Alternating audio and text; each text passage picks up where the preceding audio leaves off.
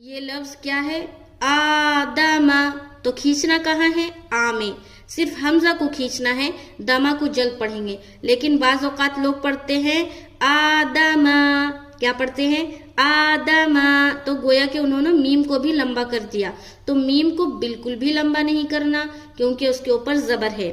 جب بھی کسی حرف کے اوپر آپ زبر زیر پیش دیکھیں تو دھیان میں بٹھا لے کہ یہاں پر اپنی آواز کو لمبا نہیں کرنا ہے. تو کیا پڑھیں گے یہاں پر؟ آدما. آدما. دما کو جلد پڑھیں گے. ہجے کس طریقے سے ہوگا؟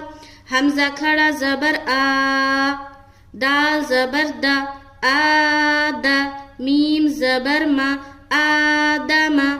ٹھیک ہے. بعض اوقات اس کو الف لوگ کہتے ہیں، تو الف نہیں کہنا. جو بھی الف ہو اس کے اوپر کوئی حرکت آ جائے یا کوئی سائن آ جائے تو وہ پھر الف نہیں رہتا بلکہ حمزہ بن جاتا.